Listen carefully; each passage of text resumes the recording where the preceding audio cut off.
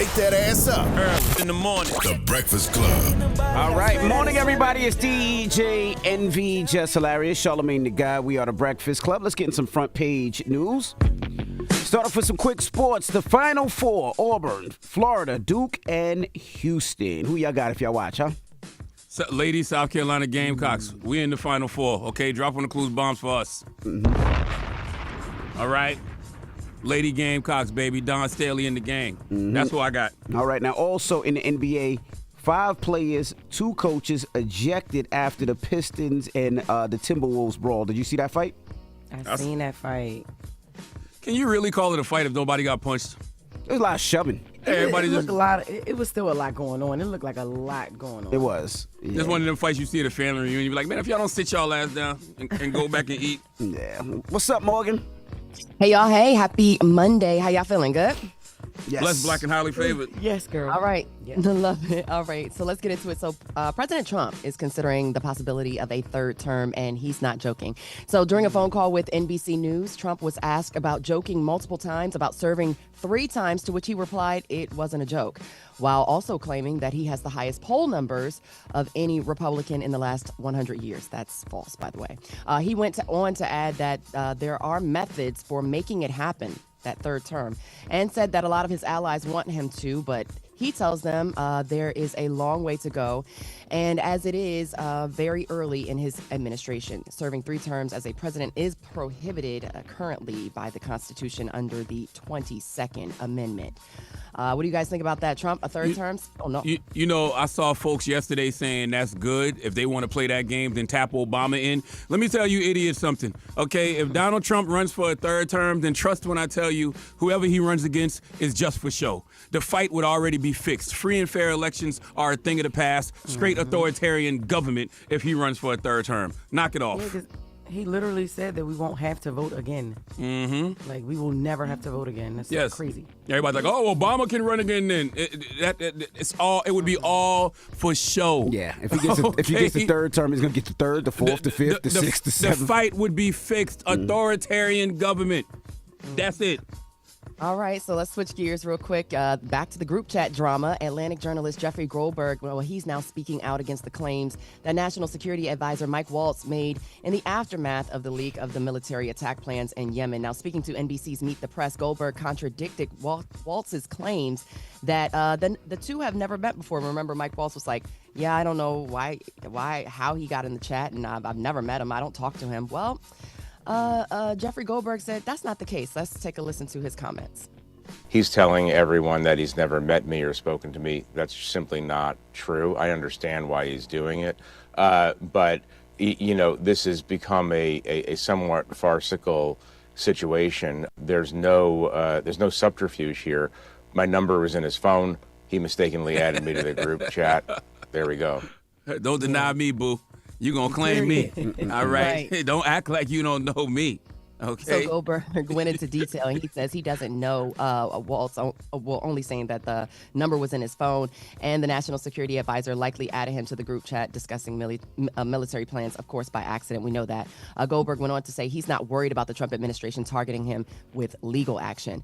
Now, Republican Senator James Lankford of Oklahoma, I think it's important to note that this is now a bipartisan thing. He's calling for the Pentagon's Inspector General to investigate the incident. Lankford, who is a member of the Senate Intelligence Committee, told CNN State of the Union that there are 2 main questions that need to be answered in this. I'm not going to toss the audio because I know we're running out of time, but the questions are pretty much how does the administration talk to each other when they're not in secure settings, like when they're traveling and they're out on the road? How do they talk to each other? And pretty much how did the accident happen? How was this journalist added to the chat? So this comes as other top lawmakers are raising concerns over how the Atlantic journalist was added to the chat and whether or not, if it could happen again. And Lankford went on to defend Secretary of Defense Pete Hegseth, saying that he shouldn't be forced to resign over a simple mistake. That he's saying that's just overkill. So how about they shouldn't be in the chat to begin with? The top American officials should not be on no damn signal communicating about nothing. Anyways, no. Right. Yeah. Well, that's your front page news for 6 a.m. 7 a.m. Well, we're going to talk about how Trump is playing the game of politics, All right. Everybody else, get it off your chest. 800-585-1051. If you need to vent, phone lines are wide open. Again, 800-585-1051. It's The Breakfast Club. Good morning. Morning, everybody. It's DJ NV, Jess Hilarious, Charlamagne the Guy. We are The Breakfast Club. Let's get in some front page news. Now, we have the Final Four for men and women. Charlamagne, who you got? For women, you know, it's South Carolina Gamecocks all day. Salute to Don Staley and the whole gang. With the men, I have no idea because I don't be watching men's basketball. I watch Duke, though. I be watching when Duke play, but, yeah, I'm not really into men's basketball. What's it's up, the college men's basketball. Mm-hmm.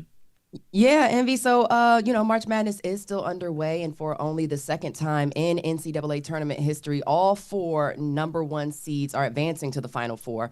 So Houston took down Tennessee 69-50, while Auburn defeated Michigan 70-64. Saturday's Final Four, we'll see Houston take on Duke, while Auburn will match up with Florida, with the winners facing off next Monday, April 7th, for the national championship in San Antonio, Texas.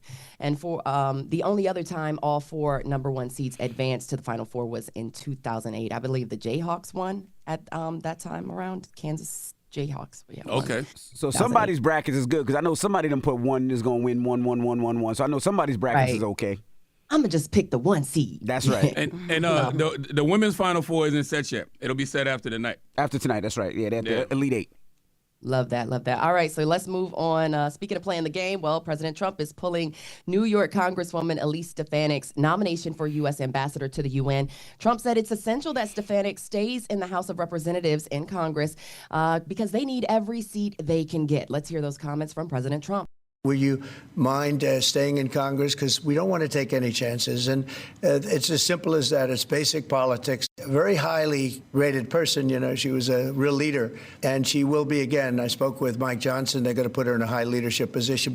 So Trump said that Stefanik has been vital to pushing forward his agenda. He again added that he doesn't want to take a chance on anyone else running for her seat. So he is certainly playing the game of politics in regards to that.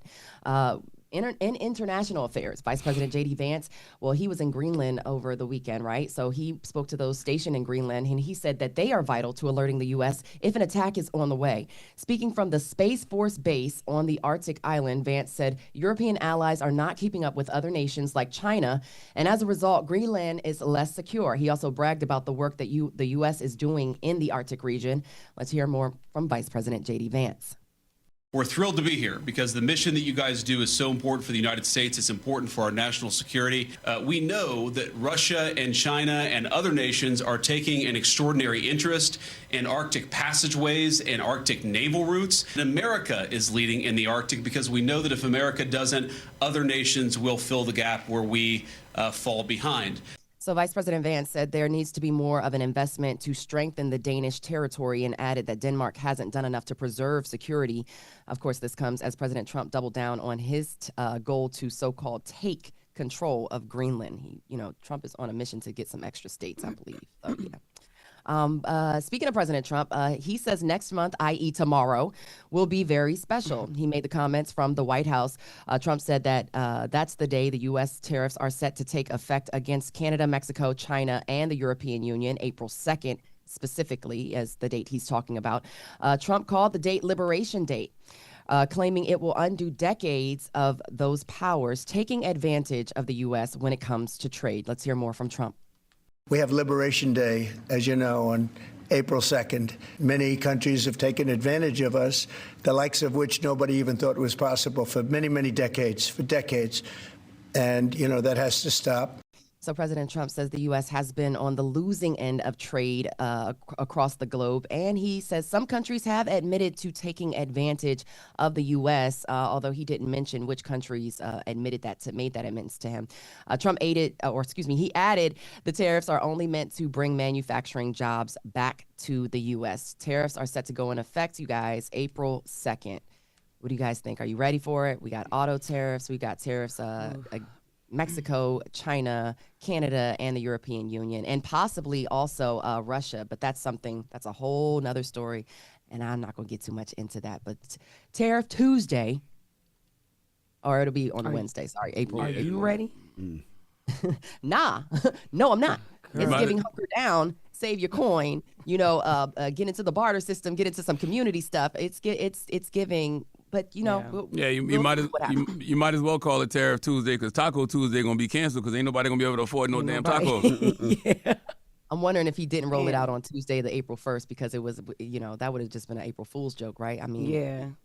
It's a joke. But, seriously, though, April 2nd, these tariffs are set to go in effect. It stands to impact a lot of our groceries, auto makers, and then not only just automakers, just with the auto industry, understanding that rental cars will go up. The possibility of how your car gets serviced, the prices can increase in that regard, too. So it stands to impact us a lot. Yeah, and everybody who voted for Trump should remember, when the election was over, Trump said, I won this election based off one word, groceries. The groceries are too high. So he got in office and made your grocery prices even higher. So just think about that. It is certainly something to think about. That's your front page news. Follow me on social at Morgan Media. And for more news coverage, follow at Black Information Network. Download the free iHeartRadio app and visit us at binnews.com. Thank y'all. Let's make it a great week. All right. Thank you, Morgan. Now, when we come back, we have actress and producer Tasha Smith. I'm sure you've seen it in Tyler Perry's Why Did I Get Married, Jump in the Broom, Boxed In, Couples Retreat. She's on the second season of Survival of the Thickest, and she'll be joining us next. So don't go anywhere. It's The Breakfast Club. Good morning. Wake that ass up. Early in the morning. The Breakfast Club.